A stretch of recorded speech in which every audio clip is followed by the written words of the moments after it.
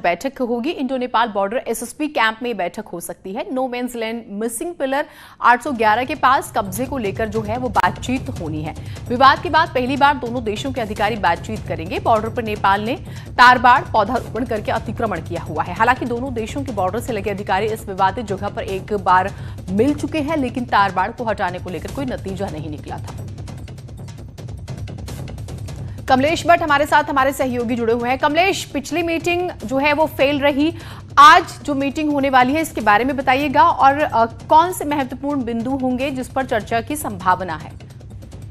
जीनत, Indo Nepal border में जो हमारा सीमांकन जो पिलर करते हैं, ये मिसिंग पिलर हमेशा एक विवाद का कारण रहे हैं और जो सर्वे ऑफ इंडिया और नेपाल की जो टीम है वो भी यहाँ पर इसे अभी तक काम नहीं कर पाई है। नतीजन क्या, 811 जो मिसिंग पिलर है यहाँ पर नेपाल के द्वारा तारबाड़ कर ली गई है। तारबाड़ करने के बाद उसमें पौधारोपण कर अपनी जमीन को पुख्ता करने के लिए इस विवादित जगह पर काम भी कर दिया गया है। जी, भारतीय प्रशासन को जब इसकी सूचना मिलती है कि नेपाल के द्वारा तारबाड़ किया गया है, तो इसको लेकर लगभग 10 दिन पहले एक दोनों देशों के बीच में तहसील स्तर के अधिकारियों के बीच में एक मीटिंग होती है और उसी जगह पर होती है जहां पर पिलर मिसिंग पिलर है। उस दौरान भी नेपाल के लोगों के द्वारा वहां पर तारबाड़ का काम नहीं रुका गया था और आज की डेट में वो तारबाड़ वहां पर हो चुका है। उसके बाद पौधारोपण भी वो लोग कर चुके हैं। ऐसे में माना जा सकता है कि नेपाल के अधिकारी और नेपाल की जो सरकार है, नेपाल के स्थानीय जो लोग हैं, उनकी एक मिली भगत की वजह से वहां पर वो काम हो पाया है। और क्योंकि भारतीय विवादित क्षेत्र और मित्र राष्ट्र होने की वजह से यहाँ से बहुत ज्यादा नहीं रहा है। इस विषय को लेकर आज दोनों देशों के अधिकारियों की पहली बार जिले स्तर पर यहाँ पर बैठक हो रही है। नेपाल से कंचनपुर के सीडीओ और एसपी शामिल रहेंगे, तो चंपावत के डीएम और एसपी इसमें शामिल रहेंगे, बाकी तहसील स्तर के अधिकारी इसमें शामिल होंगे।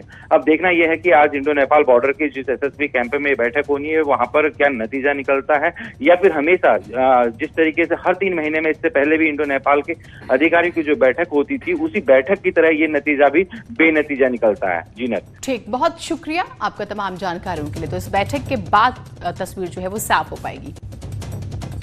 उड़ान योजना के तहत गढ़वाल के 3 शहरों को जोड़ा गया और अब कुमाऊं के 3 शहरों को जोड़ने की प्लानिंग चल रही है। हल्द्वानी, अल्मोड़ा और धारचूला के लिए पवन हंस की हेलीकॉप्टर सेवा शुरू की जाएगी। इसे लेकर आज अंतिम दौर में बातचीत जो है वो भी चल रही है। पिथौरागढ़ एयरपोर्ट पर लंबे समय से हेरिटेज एविएशन का प्लेन जो है वो खड़ा हुआ है। पिथौरागढ़ की ये सेवा हमेशा सवालों में रही। अब इस पर मुख्यमंत्री त्रिवेंद्र सिंह रावत कह रहे हैं कि कंपनी को कहा गया है कि जल्द से जल्द प्लेन ठीक करे, क्योंकि यात्रियों की जान से खिलवाड़ नहीं किया जा सकता।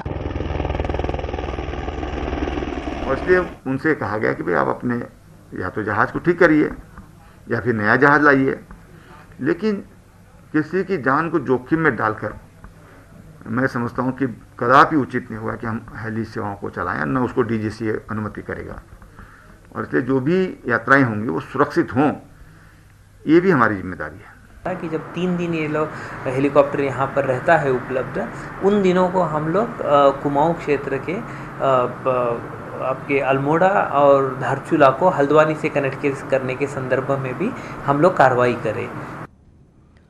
गैरसैंण के मुद्दे पर राजनीति